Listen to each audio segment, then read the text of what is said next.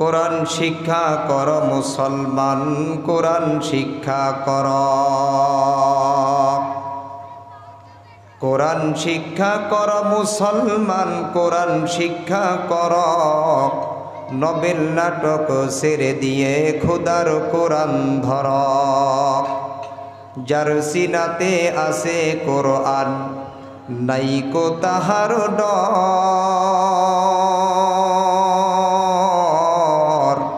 কোরআন সারা হৃদয় খানি শয়তানেরই ঘর। কথা বলেন ঠিক কিনা?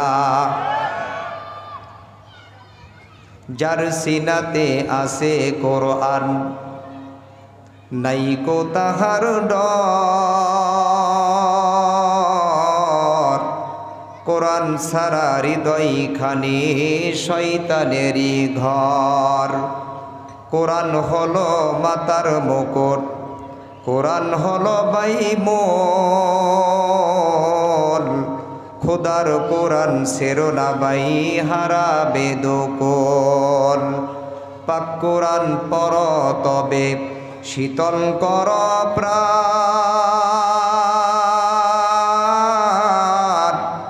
বিনিময়ে দিবেন আল্লাহ ইজ্জত সম্মান। পাক কোরআন পর তবে আমল কর আজ। পিতামাতা রোজ হাসরে পাবে নূরের তাজ। পিতামাতা রোজ হাসরে পাবে নূরের তাজ। যত রকমের ভালো ভালো কাজ আছে, এই কাজগুলো আপনি ইচ্ছা করলেই করতে পারবেন না। হ্যাঁ, ইচ্ছা আপনার থাকতে হবে, কিন্তু সেই কাজ করার জন্য রহমত লাগবে কার? আল্লাহ তাআলা রহমত থাকলে, সৎ ইচ্ছা যদি আপনি আমার মধ্যে থাকে, ওই কাজটা আল্লাহ তাআলা আপনি আমার মাধ্যমে করায় নেবেন। বান্দা যখন ভালো কাজ করার জন্য ওয়াদাবদ্ধ হয়, বান্দা যখন ভালো কাজ করার জন্য প্রতিজ্ঞাবদ্ধ হয়, সেই কাজটা বান্দার এই কাজটা করাইয়া দেওয়ার দায়িত্ব স্বয়ং আল্লাহর। সুবহানাল্লাহ। মুসলমান ভাইরা, ভূমিকায় গেলে অনেক সময় লাগবে, ভূমিকায় যাওয়া যাবে না।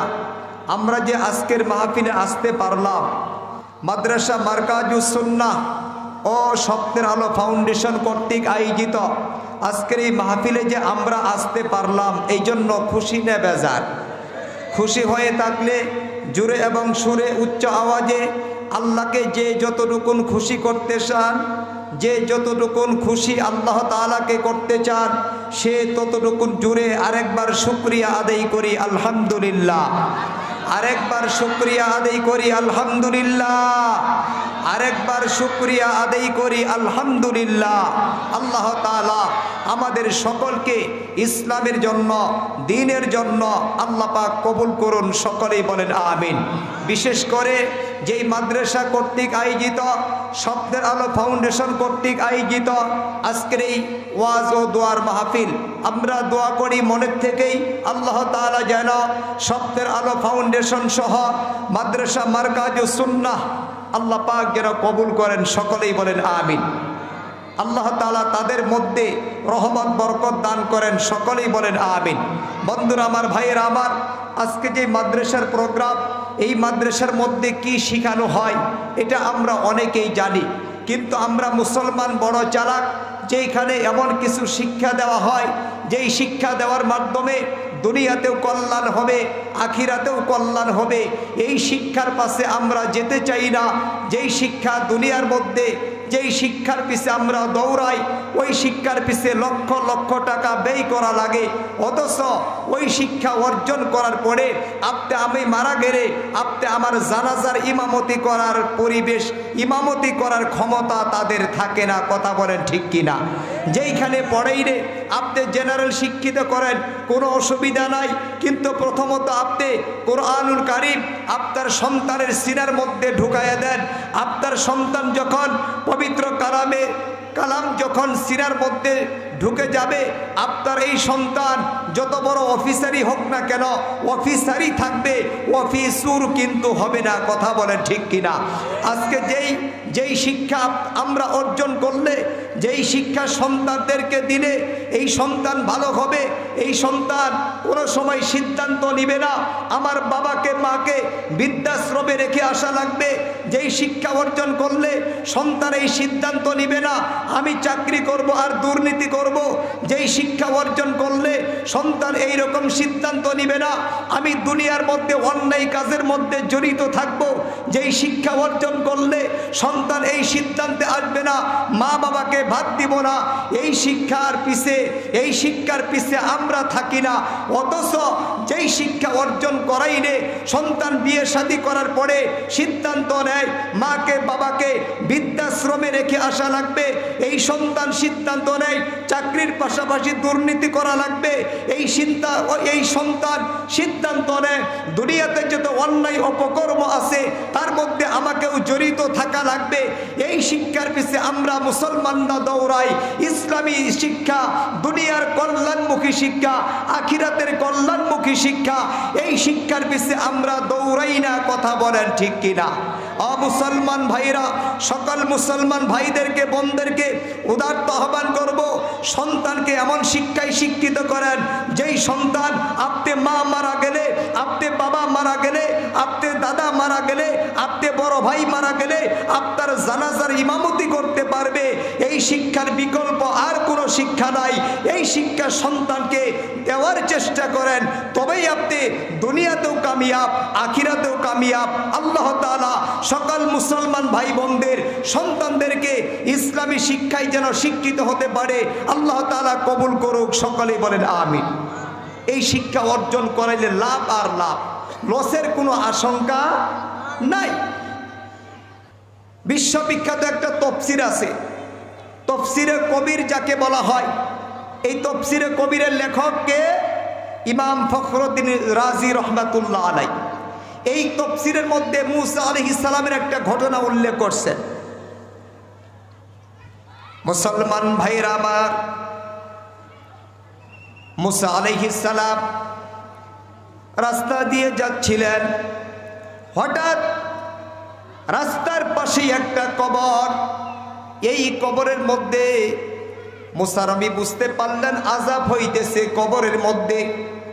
আমরা মুসলমানরা বিশ্বাস করি মুসলমান যদি অন্যায় করে, অপকর্ম করে, দুর্নীতি করে, গুনার কাজ করে, তাহলে মৃত্যুর পর কবরের মধ্যে রাখার পরে তার কবরের মধ্যে আযাব হয়। কথা বলেন ঠিক কিনা? মুসা আলাইহিস সালাম রাস্তা দিয়ে যাওয়ার সময় বুঝতে পারলেন পাশের কবরের মধ্যে আযাব হইতেছিল। মুসলমান ভাইরা বন্ধুরা, সন্তান কেন মাদ্রাসায় দিবেন, কোরআন শিক্ষা দিবেন, মারকাজুস সুন্নাহ মাদ্রাসায় কেন সন্তানকে ভর্তি করাইয়া দিবেন, একটু শুনেন। এইবার মুসা আলাইহিস সালাম যাওয়ার পরে আবার যখন ওই রাস্তা দিয়ে ফিরতেছে, ওই কবরের কাছাকাছি যখন চলে আসছে, এখন মুসা নবী বুঝতে পারলেন এই কবরের মধ্যে আর কোনো আযাব নাই। জোরে বলেন সুবহানাল্লাহ। কোনো আযাব নাই। কি ব্যাপার? একটু আগে দেখলাম কবরের মধ্যে আযাব, এখন দিয়ে কবরের মধ্যে আযাব নাই, কারণটা কি? আল্লাহু আকবার। কেন আযাব নাই? কেন? আশ্চর্য হয়ে গেলেন। মুসা আলাইহিস সালাম এই কবরবাসীকে জিজ্ঞেস করলেন, হে কবরবাসী, কি ব্যাপার? একটু আগে দেখলাম তোমার কবরের মধ্যে আযাব, এখন তোমার কবরের মধ্যে আযাব নাই, তার কারণটা কি বলো? কবর থেকে এই মৃত ব্যক্তি বলে, ও আল্লাহর রাসূল, তাহলে শুনেন, আমি যখন মৃত্যুবরণ করেছি তখন আমার স্ত্রী ছিল গর্ভবতী। আমি মৃত্যুবরণ করার কিছুদিন পরে আমার স্ত্রীর পেট থেকে একটা সন্তান জন্মগ্রহণ করেছে। এই সন্তান একটু বড় হয়ে গেছে। বড় হওয়ার পরে আমার স্ত্রী তার সন্তানকে নিয়ে মাদ্রাসায় ভর্তি করিয়া দিছে। আমার স্ত্রী এই সন্তানকে নিয়ে মাদ্রাসা মারকাজুস সুন্নাহর মধ্যে ভর্তি করে দিছে। দেওয়ার পরে আমার এই সন্তানকে যখন তার উস্তাদ যখন প্রথম সবক দিচ্ছে, বাবা তুমি এখন পড়ো বিসমিল্লাহির রহমানির রহিম।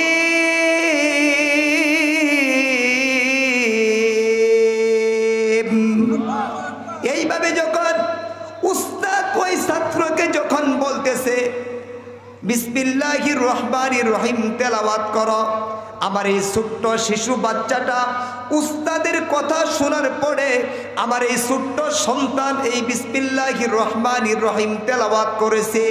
তেলাওয়াত করার সাথে সাথে যেই ফেরেশতারা আমাকে আযাব দিতেছিল, হঠাৎ করে ফেরেশতারা আযাব দেওয়া বন্ধ করে ফেলেছে।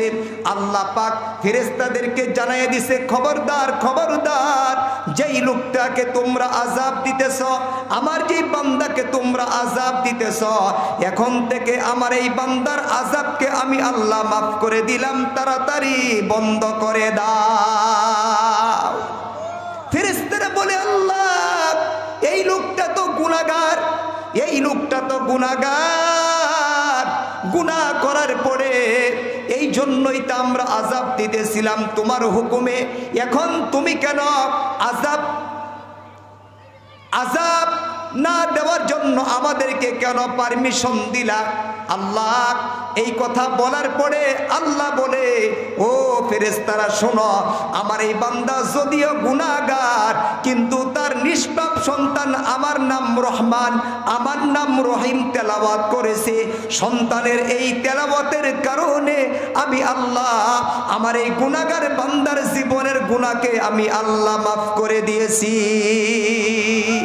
এই জন্য সকল মুসলমান ভাইদেরকে বলবো, ইসলামী শিক্ষার বিকল্প আর কোনো শিক্ষা নাই। এমন সন্তান গঠন করেন, এমন সন্তান আপনি তৈরি করেন, যেই সন্তান আপনি মারা যাওয়ার পরে আপনার কবরের পাশে দাঁড়িয়ে আপনার জন্য দোয়া করবে, রব্বির হামহুমা কামা রব্বায়ানি সগীরা, রব্বির হামহুমা কামা রব্বায়ানি সগীরা। সন্তান যখন মা বাবার জন্য কবরের পাশে দাঁড়িয়ে আল্লাহর কাছে দোয়া করবে, রব্বির হামহুমা কামা রব্বায়ানি সগীরা, সন্তানের এই দুয়ার উসিলায় আল্লাহ তাআলা সন্তানের পিতামাতার কবরে আযাবকে আল্লাহ মাফ করে দিবেন। সুবহানাল্লাহ।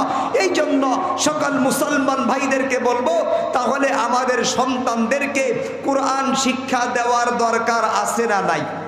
কথা বলেন, আছে না নাই? যদি থেকে থাকে অত্র এলাকার সকল মুসলমান ভাই বোনদেরকে বলবো, অত্র এলাকার সকল মুসলমান ভাই বোনদেরকে বলবো, মাদ্রাসা মারকাজুস সুন্নাহের মধ্যে আপনার সন্তানকে ভর্তি করে দিয়ে ইসলামী শিক্ষায় শিক্ষিত করেন, তাহলে আপনি মারা যাওয়ার পরে আল্লাহ তাআলা আপনার কবরে আযাবকে মাফ করবে। আল্লাহ আমাদের সকলকে কবুল করুক, সকলেই বলেন আমিন।